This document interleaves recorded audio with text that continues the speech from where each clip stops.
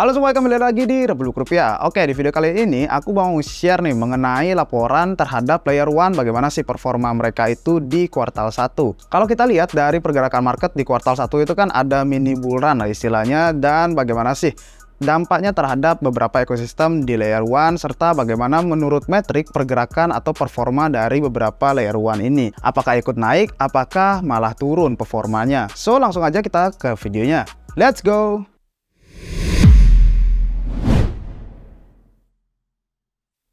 Oke, tapi sebelum kita mulai, aku mau ngumumin nih tentang giveaway dari Republik Rupiah yang udah teman-teman nantikan dari dulu kan. Nah, di giveaway ini, kali ini Republik Rupiah akan menggunakan aplikasi Zili. Wah, buat teman-teman yang belum tahu, apa sih itu Zili gitu.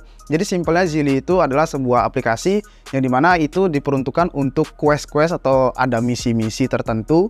Nah, jadi di sana teman-teman bisa ngumpulin poin istilahnya setelah mengerjakan misi tersebut, dan setelah teman-teman mendapatkan poin, nah di sana semakin besar poin teman-teman, semakin besar chance teman-teman bisa mendapatkan giveaway dari Republik Rupiah. By the way, giveaway-nya nominalnya lumayan juga nih, jadi stay tune aja. Nah, untuk langkah lebih lanjutnya kita akan umumkan di Senin di minggu depan. Jadi teman-teman stay tune aja, ketika video hari Senin sudah tayang, Zili sudah bisa dibuka dan diakses untuk misi-misi dari Republik Rupiah. So, jadi tenang aja, bukan hanya leaderboard yang bisa menang, dan juga kita akan mengundi secara acak, ada juga pemenang yang berdasarkan randomize. Nah, buat teman-teman di Bali, kebetulan kita sering ngadain event juga di Denpasar. Di minggu ini kita ada event yang namanya Block Talk yang ke-6 kalau nggak salah. Jadi teman-teman bisa datang dan ya istilahnya nongkrong bareng Republik Rupiah, dan juga teman-teman yang lain bisa sambil networking. Nah, mungkin teman-teman bisa datang ke Denpasar, gedung DNA, jadi teman-teman bisa meet kita di sana juga. Nah, untuk event ini kita adain setiap 2 minggu sekali, jadi teman-teman bisa langsung ke sana setiap 2 minggu di hari Jumat, mulai pukul 4 sore sampai selesai. See you di lokasi. Oke, kita lanjut ke topiknya. By the way, di video ini kita santai aja ya, karena kita bakal membawakan banyak banget metrik. Jadi buat teman-teman mungkin lagi makan gitu kan, sambil dengerin videonya, atau lagi rebahan gitu, tidur habis kerja, jadi biar santai aja formatnya kita. Oke, di sini nih kita bakal membaca 14 chain atau L1 gitu yang akan kita bandingkan di sini. Nah, di sini tuh kita pokoknya akan membaca dari segi keuangan, dari segi jaringan, dan juga dari segi ekosistemnya gimana sih perkembangannya atau metriknya selama di kuartal 1 itu. Nah, untuk 14 layer 1 ini ya mestinya yang besar-besar juga, dari Avalanche, BNB Chain, Cardano, Ethereum, ada Harmony, Hedera, NIR, Polygon, Solana, Stacks, Tezos, Tron, dan juga Wax. Nah, jadi yang pertama ini kita akan bacakan mengenai analisis keuangan secara overview-nya ya, garis besarnya. Kalau kita lihat dari grafik ini, di grafik ini tuh udah kelihatan sirkulasi market cap-nya, habis itu revenue, genesis supply liquid, inflation, real yield, dan juga eligible supply stake. Nah, di sini kita melihat dari market cap gitu kan. Di sini Ethereum masih di atas juga, di paling besar ya kalau dari market cap ya, kita tahu juga Ethereum di nomor 2. Habis itu dari revenue meningkat juga 71% gitu kan. Nah, untuk BNB Chain ini dalam kurung minus ya, artinya di sini agak menurun gitu sedikit revenue-nya. Dari Cardano juga agak menurun. Nah, dari Polygon ini meningkat pesat juga ya, dari Solana meningkat di 4 juta. Ya, rata-rata di sini mengalami revenue-nya itu bisa dibilang banyak yang naik lah selama di kuartal 1 ini gitu kan. Nah, kalau kita lihat lebih spesifik lagi ya. Nah, nanti kita akan jelasin di sini ada inflasi, real yield, dan juga stake-nya dia atau sistem staking-nya berapa persen sih yang udah di stake. Nah, di sini tuh selanjutnya ya mengenai market cap gitu kan. Kalau kita lihat dari grafiknya nih, di sini lebih detail teman-teman. Kalau kita lihat dari secara keseluruhan nih, ada satu yang naik banget gitu kan, warna biru ini gitu. Kita teman-teman udah tahu, kita sering bahas videonya di YouTube juga, Beli David ya sering bahas ini, yaitu mengenai Stacks gitu kan, Bitcoin Stacks gitu kan, ordinal gitu. Ini benar-benar outperform banget di kuartal 1. Kalau kita lihat lebih detailnya di sini ya. Nah, di sini ada datanya teman-teman di pojok kanannya ini. Ada year on year dan juga kuartal to kuartal gitu kan, perubahannya bagaimana gitu.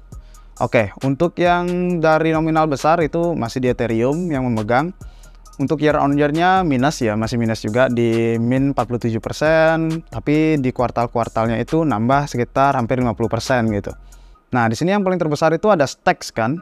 Stacks ini di kuartalnya itu naiknya hingga 340% gitu, yang kemarin sempat heboh-hebohnya Bitcoin ordinal itu. Itu benar-benar gila banget sih itu naiknya. Nah, kalau kita lihat dari sisi year on year ini, semuanya itu masih mengalami minus gitu kan. Kalau dari sisi kuartalnya ini ya, kuartal to kuartalnya, itu rata-rata yang mengalami kenaikan juga. Ada dari Hedera ini kenaikannya 108% gitu, besar juga. Dari Harmony contohnya ada 115%, dari Wax 71%, The Polkadot 45%, Tron 18%, Avalanche 66% juga, dari Cardano 54%, BNB di 25% gitu kan. Tapi dari rata-rata tahunannya masih minus lah untuk semuanya itu. Ya, at least kita udah melewatkan bear market yang kejam lah ya, kalau dibandingkan di tahun 2022 gitu. Nah, kalau kita lihat sekarang nih dari segi revenue-nya. Ini nih yang penting kan, biasanya revenue ini ya bisa menentukan juga gitu kan. Nah, di sini ya jauh banget sih. Ini kalau digabungkan semua layer 1 ya, mungkin teman-teman lihat di gambarnya. Digabungkan semua layer 1 itu kecuali Ethereum itu masih menang si Ethereum-nya. Di sini revenue ya. Revenue itu dihitung dari pendapatan fee-nya teman-teman. Mungkin dari gas fee gitu kan, bisa dihitung dari sana. Nah, kalau kita lihat di Ethereum itu pendapatannya lebih dari 450 juta dolar gitu kan. Sedangkan yang Tron ini masih di bawah 100 juta gitu.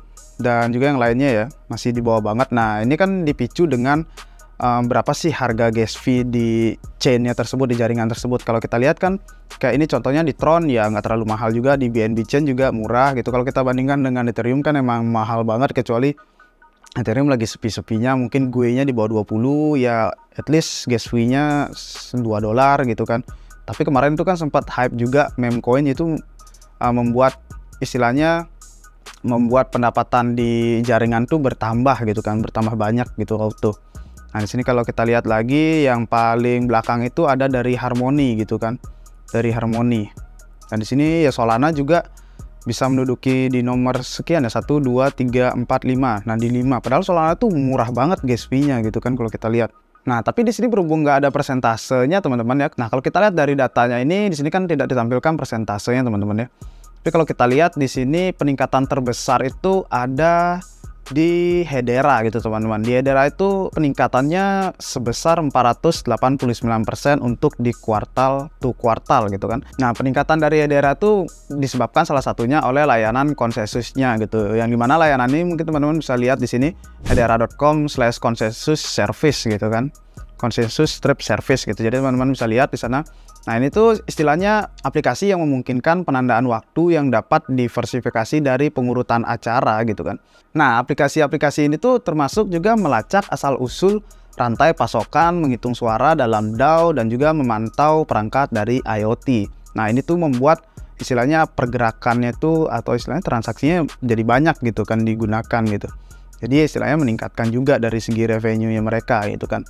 Oke, untuk metrik selanjutnya nih aku mau nampilin tentang price to sell gitu kan. Jadi istilahnya atau P/S ratio gitu kan. PS ratio atau istilahnya untuk menentukan sebuah valuasi dari project atau perusahaan gitu kan. Mungkin teman-teman ada yang sering untuk menghitung valuasi dari sebuah perusahaan menggunakan ini kan biasanya.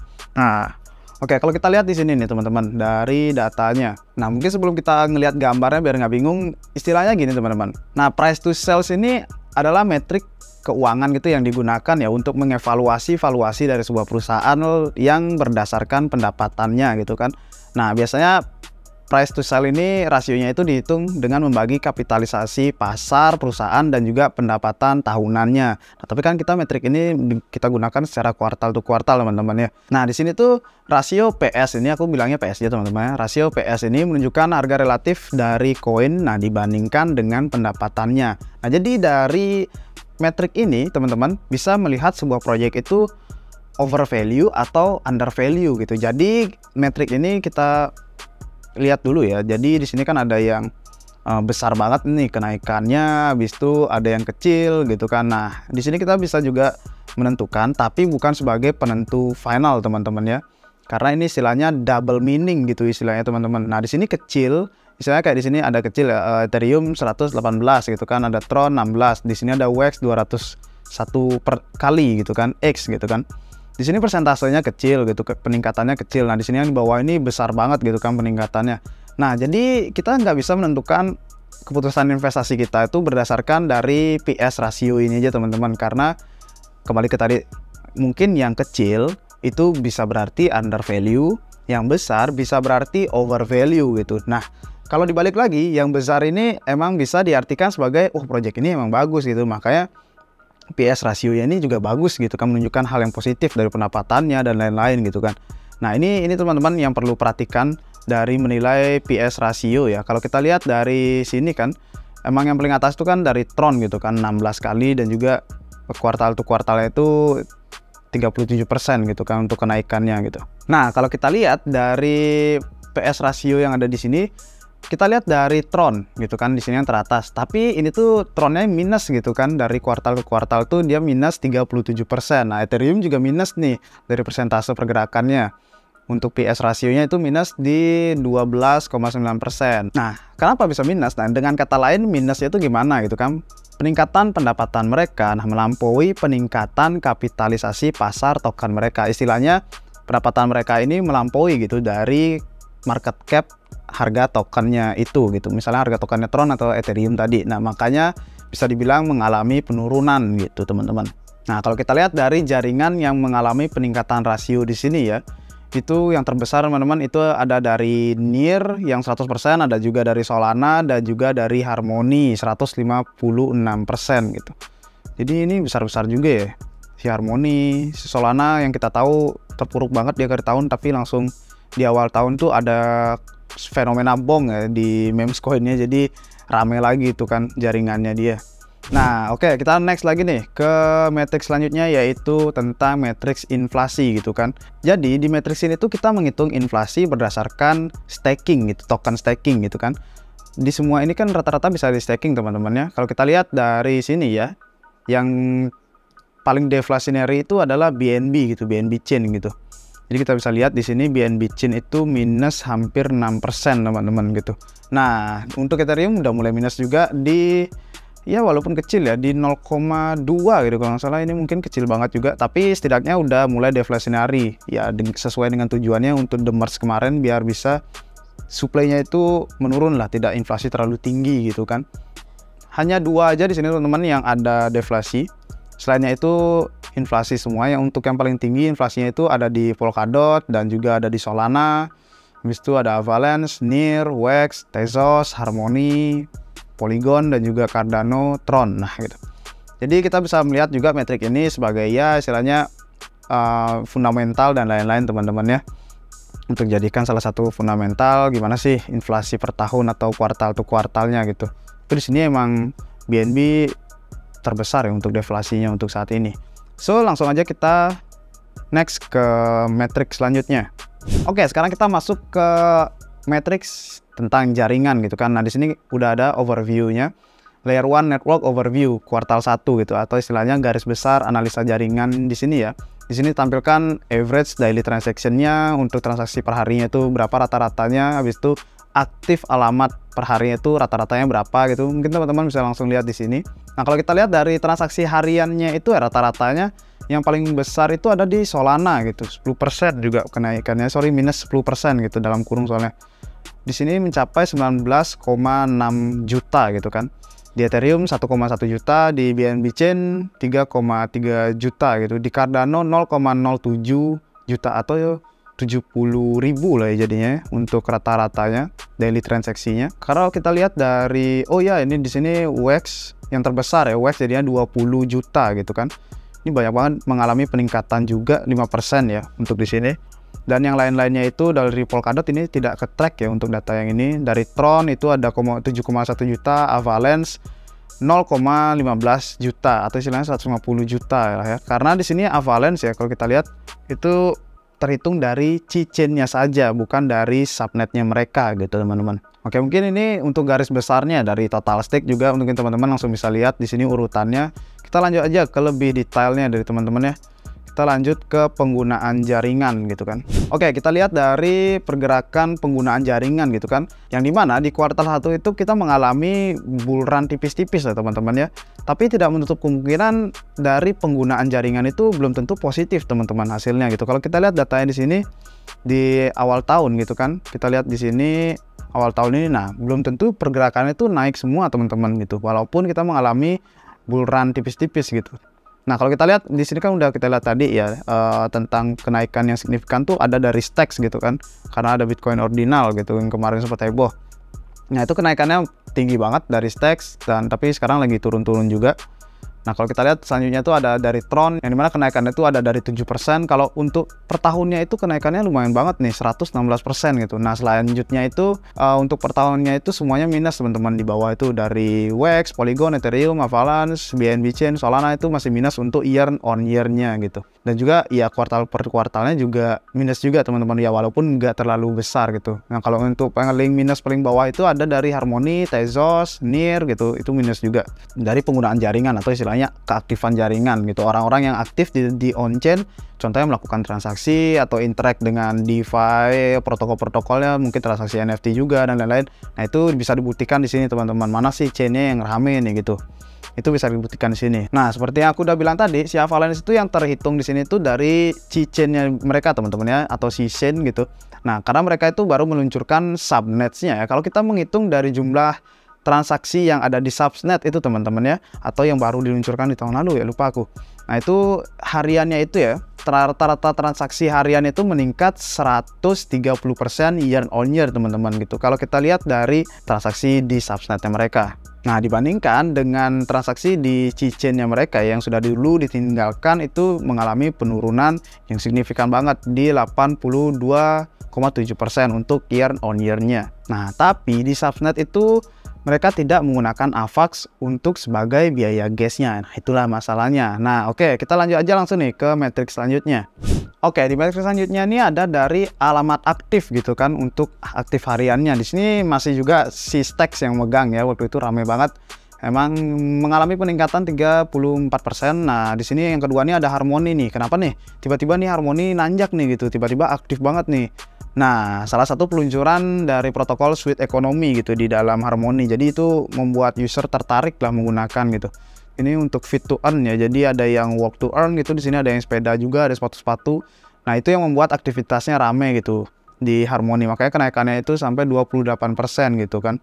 Sedangkan yang lain itu masih banyak yang minus gitu. NIR aja 0,4%. Setelah itu selanjutnya itu semuanya lagi minus-minus juga pertumbuhannya. Oke, untuk metrik selanjutnya kita akan melihat dari rata-rata fee ya, rata-rata fee setiap transaksi di blockchain gitu. Oke, kita lihat di sini sudah pasti Ethereum yang paling mahal itu, untuk rata-rata itu ada di 4,8 dolar gitu kan.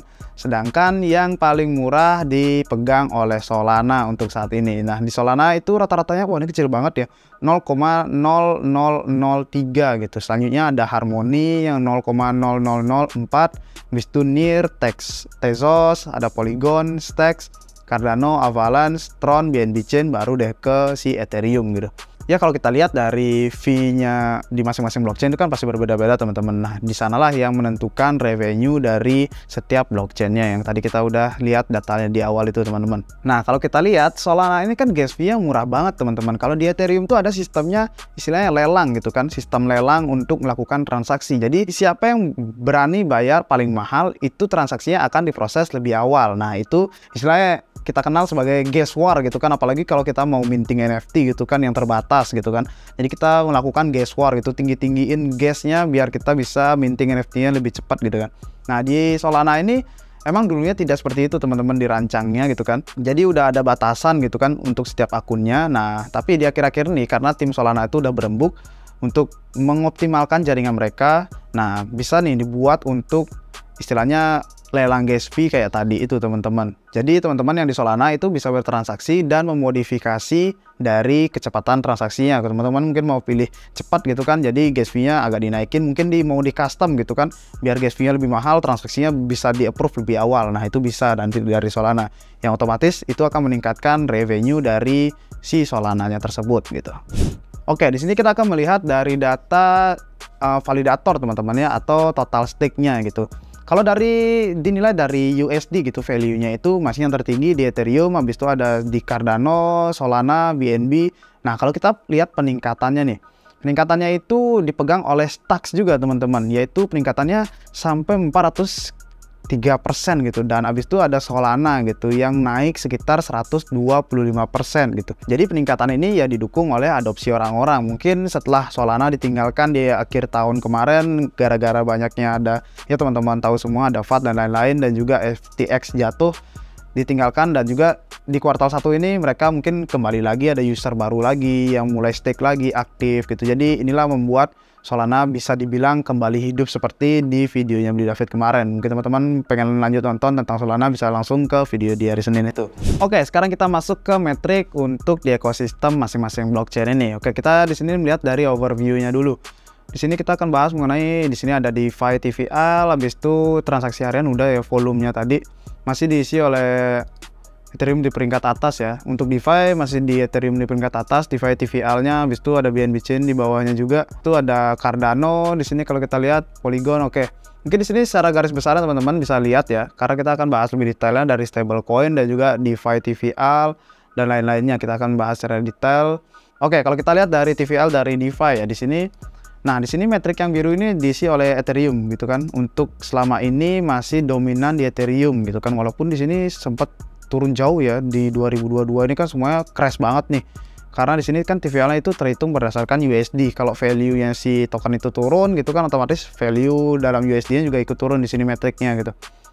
Nah, untuk penguasa pasar masih dari Ethereum, dari DeFi-nya kita bisa lihat di sini birunya tuh tebal banget gitu kan barnya. Habis itu ada dari BNB Chain dan juga dari Tron gitu kan. Nah, untuk pergerakan kuartal to kuartalnya siapa nih yang mengalami peningkatan gitu. Kalau kita lihat masih di warna biru, si Stacks gitu kan. Ini benar-benar outperform gitu kan Stacks itu kemarin ya. Si Stacks untuk kuartal to kuartalnya itu mengalami kenaikan sekitar 275% gitu kan. Itu keren banget si Stacks emang kemarin ya. Peningkatan dari TVL-nya ya, mengingat harga dari Stacks itu benar-benar mengalami terbang gitu kan kemarin. Nah, kalau di posisi selanjutnya itu ada dari Cardano. Nah, DeFi Cardano, kebetulan kita udah buat video tentang Cardano, update-nya mengenai DeFi-nya lebih terutama ya, karena banyak update tentang DeFi di Cardano. Jadi ini benar-benar ngaruh ternyata teman-teman. Ini ngaruh banget untuk peningkatan dari TVL-nya si Cardano, itu naik sekitar 172% untuk di kuartal 1 ini. Nah, kalau dari total value lock emang kita bisa lihat dari Ethereum peringkat-peringkatnya teman-teman bisa lihat di sini ya. Karena kalau untuk peningkatan itu, peningkatan tahunan ada juga yang minus gara-gara dampaknya USDC di peg kemarin. Nah, si NIR ini benar-benar minus sampai 21%. Oke, kita akan lanjut lagi nih tentang metrik dari stablecoin di masing-masing jaringannya. Nah, kalau kita lihat dari performa DeFi untuk stablecoin di masing-masing jaringannya, kita lihat di sini deh. Dari barnya masih sama tadi 11-12 di sini ya, Ethereum masih memimpin, Tron dan juga BNB. Nah, tapi kalau kita lihat dari pergerakannya ini turun gitu teman-teman, karena kita udah tahu ada di USDC di peg gitu kan, yang dimana Ethereum, Polygon, Solana, Avalanche, Hedera itu masing-masing semua itu mempunyai penerbitan USDC-nya yang asli gitu kan di jaringannya. Jadi istilahnya itu stablecoin yang terbesar lah dipakai di jaringannya gitu. Jadi itu benar-benar ngaruh banget di pergerakan stablecoin-nya ya, signifikan banget itu.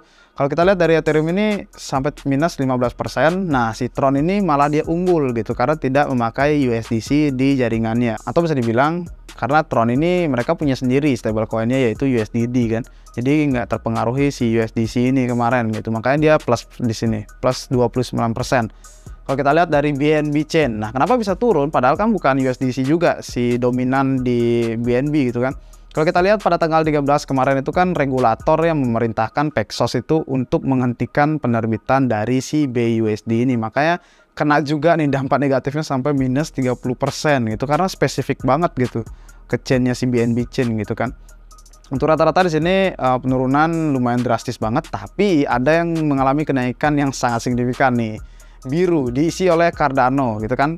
Di DeFi Cardano itu udah kita buatin tentang kontennya juga, ada dari Jet stablecoin-nya dan aku agak lupa sih namanya dari Jet. Kalau nggak salah ada 3 itu yang baru kemarin dan itu benar-benar diadopsi sekarang. Kalau kita lihat peningkatannya itu ya di kuartal 1 261%. Wow, itu keren banget sih dari peningkatan DeFi-nya di Cardano. Mungkin kelanjutannya bisa makin meningkat apa gimana nih dari Cardano, karena dari DeFi-nya kita udah lihat banyak juga nih yang adopsi.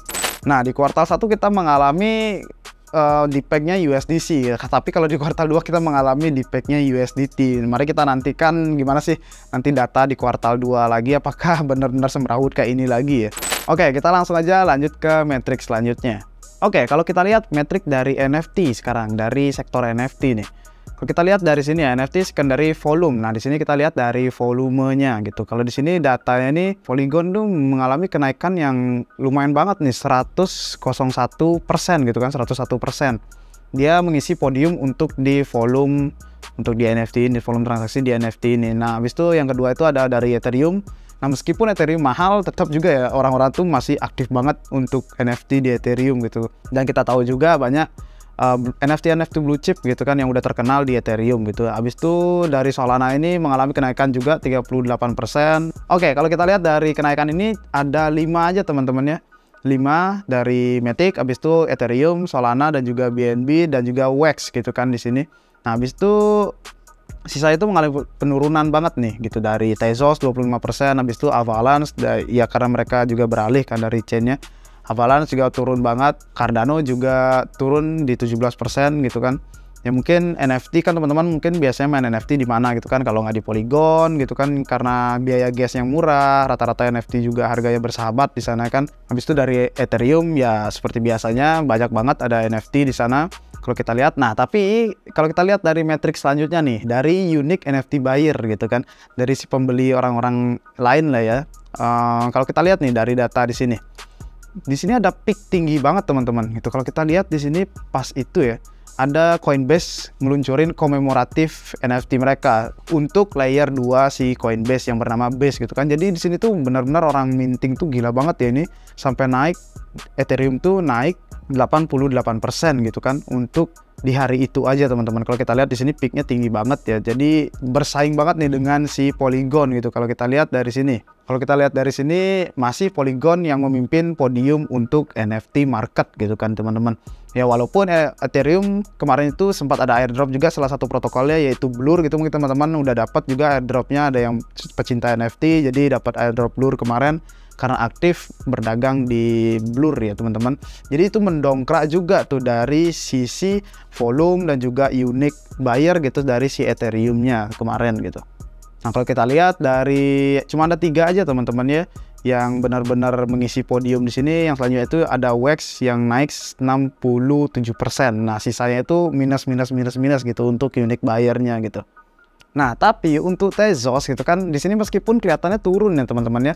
Di sini kan minusnya 27% gitu. Kalau kita lihat emang mengalami penurunan secara harian gitu kan untuk unique buyer-nya mereka itu mengalami penurunan. Tapi kalau kita lihat dari rata-rata mingguan itu mereka itu naik sebenarnya teman-teman si Tezos ini gara-gara salah satu fenomena ini.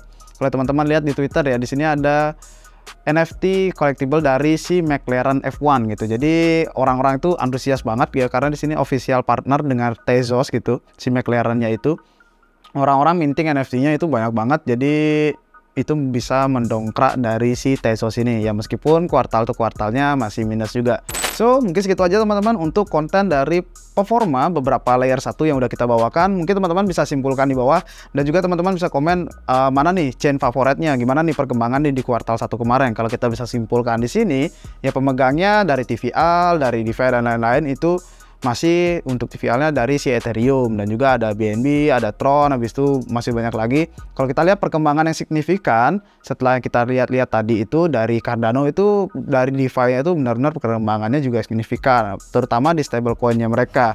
Habis itu ada dari si Polygon masih memegang podium untuk di sektor NFT, meskipun Ethereum hampir menyalip lah ya. Itu mereka berhasil menyalip Ethereum oke banget dari bidang di NFT. Ya selebihnya mungkin teman-teman bisa nilai sendiri dan teman-teman analisa sendiri dari data yang udah kita bacakan tadi. Data ini by the way kita dapat dari Messari teman-teman ya. Mungkin teman-teman yang mau baca-baca lebih lanjut, lebih detail, mungkin teman-teman bisa riset-riset sendiri untuk menentukan mana sih chain favorit teman-teman gitu. Oke teman-teman, mungkin segitu aja untuk hari ini. Jangan lupa kunjungi Zilli kita biar teman-teman setup dulu akunnya di sana, connect biar di hari Senin teman-teman langsung aja kerjain questnya untuk dapetin giveaway yang menarik banget dari Republik Rupiah. By the way, giveaway kali ini benar-benar menarik teman-teman. Langsung aja di stay tune, dan teman-teman yang belum subscribe langsung di subscribe karena itu adalah salah satu persyaratan dari giveaway-nya. So, sampai jumpa di video selanjutnya. Cheers!